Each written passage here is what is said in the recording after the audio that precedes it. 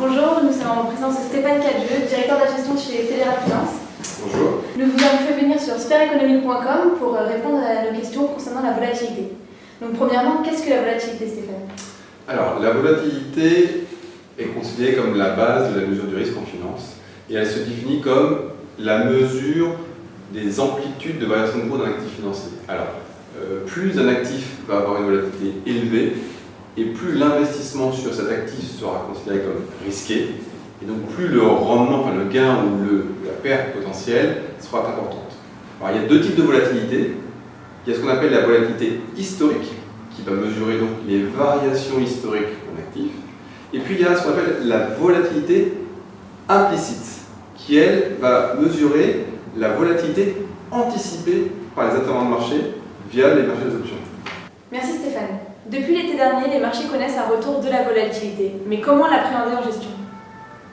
Oui, alors tout d'abord, comment on le voit? On le voit parce qu'il y a des indicateurs qui existent. Il y en a un qui est très connu, ça s'appelle le VIX. Alors, le VIX est qualifié d'indice de la peur. Le VIX mesure la volatilité de l'ensemble des composantes actions du S&P 500 aux États-Unis. Et puis on a son homologue en Europe qui s'appelle le V2X qui, elle, mesure la volatilité des actions de l'Eurostoxx 50. Alors effectivement, l'été dernier et puis également en ce début d'année, on a eu une forte remontée de la volatilité qui s'est traduite par une remontée de ces indicateurs de risque et notamment sur les actions européennes. Et ce qui est d'ailleurs un petit peu étonnant actuellement, c'est qu'on a un V2X en Europe, donc une volatilité des actions en Europe qui est élevée et à des niveaux élevés sur la moyenne de 5 ans, alors qu'aux États-Unis, cet indice, le VIX, lui, est quasiment proche de ses plus bas historiques. Et donc, quels sont les avantages et les inconvénients de cette volatilité sur les marchés?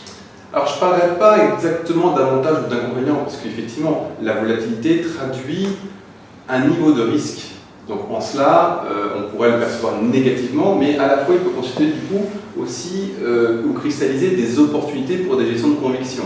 On sait que quand il y a des paniques baissières, le marché vend sans discernement. Donc, pour des gérants actifs, il y a finalement à chaque fois que la volatilité remonte, c'est aussi, on dit que c'est toujours le meilleur moment pour faire ses emplettes. Donc, ça peut être considéré, ça peut être vu positivement.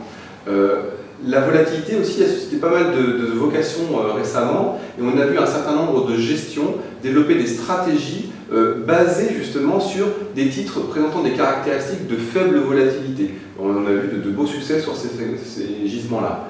Et puis, la volatilité peut aussi être utilisée comme une classe d'actifs. On constate que la volatilité monte dans les phases baissières ou de stress des marchés actions. Donc en termes de construction de portefeuille, on va pouvoir, vu cette corrélation négative entre les actions et la volatilité, on va pouvoir construire des portefeuilles avec des actions et puis de la volatilité qui aura un rôle protecteur dans les phases baissières. D'accord. Et donc la volatilité, elle n'est pas considérée comme un actif tangible.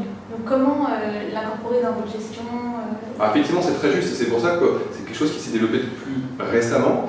Aujourd'hui, en termes de construction de portefeuille, on va effectivement pouvoir investir via soit des futurs sur volatilité, c'est listé, c'est coté, donc c'est très liquide, soit investir dans des fonds qui sont positionnés sur la volatilité.